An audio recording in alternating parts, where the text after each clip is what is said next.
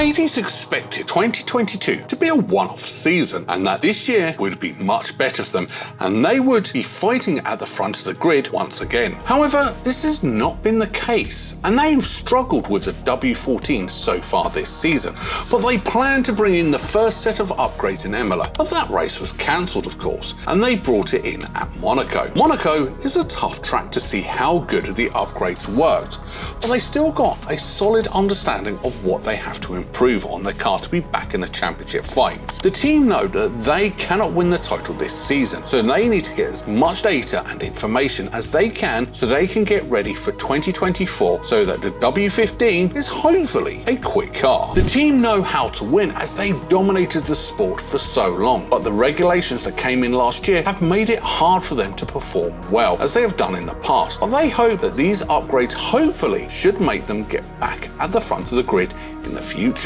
We will be talking about what the upgrades were at Monaco and what they did, how they should be building for 2024, and finally how Mercedes need to have a good car so they can keep Lewis Hamilton. Let's get right into it, shall we? To start off with, we are going to take a dive to the reason why you all clicked on this video, and that is the Mercedes upgrades that we saw at the Monaco Grand Prix. The package was the first major one for Mercedes this year, and it saw a lot of changes to the car that they hope will make them go much faster, aid them to finish P2 in the constructors' standings. The biggest and most notable change is how Mercedes has now finally ditched the zero side pod approach, after they tried and tried, but it simply just not was working at all. They've gone for a more simpler approach to the side pod, which will give them much better aerodynamics, as the W14 and W13 had a lot of drag, which meant they struggled a lot with pace down the straights and around high-speed corners. The car is decent around some lower downforce circuits, but overall it's not where Mercedes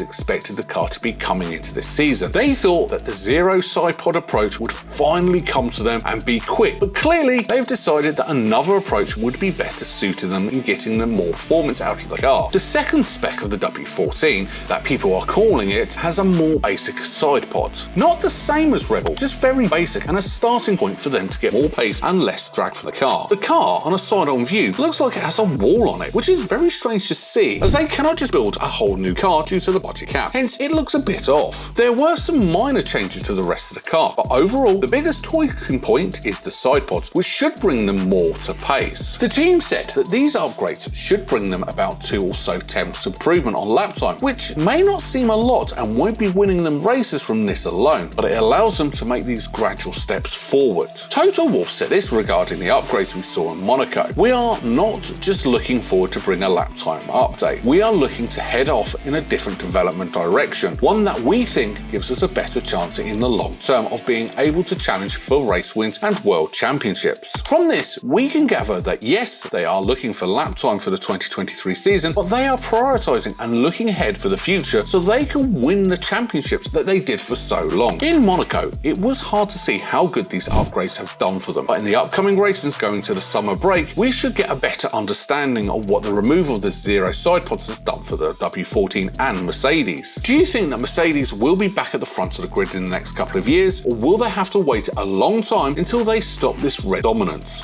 Let us know what you think in the comments below. Moving on to how they should be building for the future, as it will be their best chance of winning a championship this season. We spoke earlier on in this video about how Red Bull has got this championship in the bag, and they do, but Mercedes will want to show everyone else that what they are made of. 2023 should now be seen as a learning year for the Silver Arrows and how they can get to grips with the new regulations, as they seem to have struggled so far up to this point. They can get ahead of everyone else by focusing on the 2024 car, by putting upgrades onto the W14 that they can find data for and see what works and what doesn't, so they can take it into next year. Mercedes are not used to having their backs against the wall, but they have to pull out something major out of their arsenal if they want to be back at the front fighting for world championships like they did for so long in recent years. This year, they of course will want to do as well as possible, but even if they do not get P2 in the standings, for example, it will not be that bad. This is because the further you finish in the Constructors' Championship, the more wind tunnel and CFD time you get, so they can develop this season's car even more. Now, granted, 2022 they finished P3 in the standings, which meant they get to develop the car more than Ferrari and Red Bull, and that has not exactly gone to plan, but they have all the tools to be back fighting for titles. Overall, they have to use this season as a learning year once again, as they hope they can be fighting for the title in a very short time. We will just have to wait and see what they can do for the rest of the season and over the winter. To finish off this video, we'll be talking a little bit about how Mercedes really do need to get their act together if they want to keep the 7-time World Championship,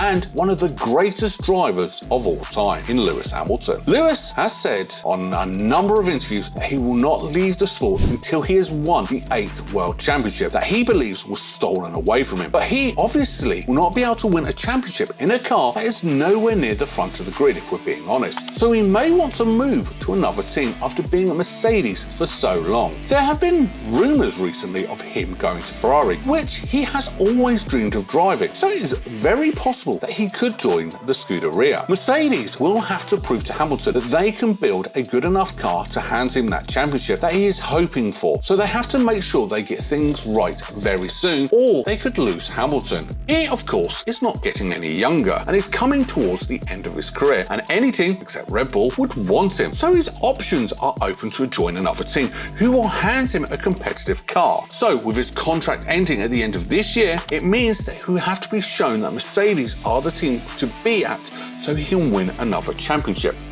If they cannot show him that Mercedes are the one for him, he could easily leave and be fighting for a championship in a Ferrari, which he has dreamed of ever since the start of his Formula 1 career. Do you think that Mercedes will keep hold of Lewis Hamilton beyond this season, or will he leave and go and join Ferrari, or maybe another team? Drop a comment below and let us know what you think on the matter. It'll be interesting to hear some of your thoughts on this one. Thank you all so much for watching this video, and make sure you hit that like button and subscribe for more videos just like this one.